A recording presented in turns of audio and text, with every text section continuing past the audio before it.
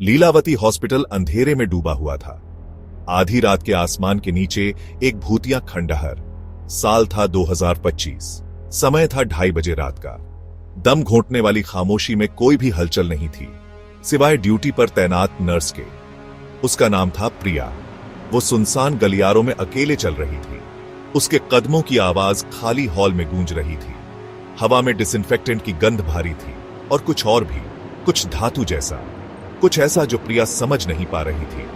अचानक एक झंझनाहट से सन्नाटा टूट गया। प्रिया ठिठक गई। उसका दिल तेजी से धड़कने लगा। उसने ध्यान से सुनने की कोशिश की। आवाज फिर आई, पायल की खनक की आवाज। लेकिन आवाज कहां से आ रही थी पता नहीं चल रहा था। प्रिया अपना राउंड करती रही। हर कदम के साथ उसकी बेचैनी बढ़ती जा रही थी। वो कमरा 302 पहुंची। हार्ट मॉनिटर की बीप लगातार बज रही थी। अंदर एक बुजुर्ग मरीज सो रहा था, या उसे ऐसा ही लगा। मरीज की सांसें बदल गईं। वो तेज और उथली हो गईं। उसका ब्लड प्रेशर बढ़ गया। उसे जोर से झटके आने लगे। प्रिया उसके पास दौड़ी। प्रिया ने उसे रोकने की कोशिश की, लेकिन वो बहुत ताकतवर था। उसकी आंखें खुल गईं, दहशत से फैली हुई।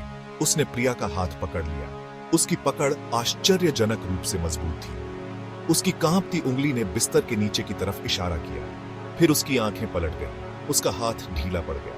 प्रिया धीरे से मुड़ी, यह देखने के लिए कि आखिर किस चीज ने बूढ़े आदमी को इतना डरा दिया था। वहां बिस्तर के नीचे एक आकृति खड़ी थी, एक गर्भवती महिला। उसका पेट अजीब तरह से फूला हुआ था। उसके पैरों से खून बह रहा था।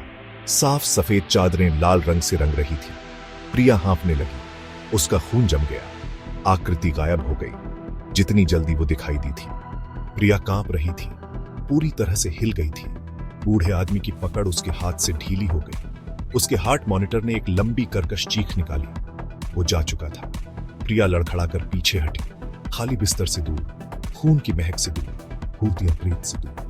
प्रिया को तब पता चला कि वो इस जगह पर एक पल भी नहीं रुक सकता, एक सेकंड भी नहीं। उसने अपना फोन ढूंढा, हेड डॉक्टर का नंबर डायल किया। हेलो डॉक्टर प्रकाश, वो बोली। उसकी आवाज कांप रही थी। मैं ये अब और नहीं कर सकती, मैं छोड़ रही हूँ।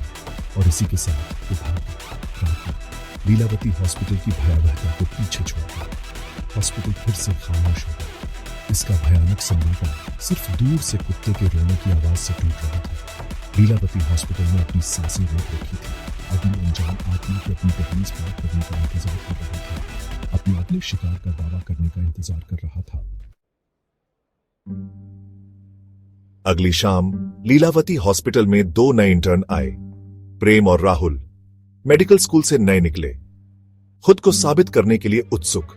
उन्होंने लीलावती के बारे में सुना था, अजीब घटनाओं के बारे में, अनजानी घटनाओं के बारे में, लेकिन उन्होंने उन्हें सिर्फ अफवाहें मानकर खारिज कर दिया। अंधविश्वासी स्थानीय लोगों द्वारा फैलाई गई। उनकी मुलाकात हेड डॉक्टर प्रकाश से हुई। एक सख्त दिखने वाला आदमी, ठंडे व्यवहार वाला। उसकी आंखों में कुछ परेशान करने वाला था, कुछ ऐसा जिससे उनकी रीढ़ में सिहरन दौड़ गई। लीलावती में आपका स्वागत है, डॉक्टर प्रकाश ने कहा। उसकी आवाज में कोई गर्माहट नहीं थी।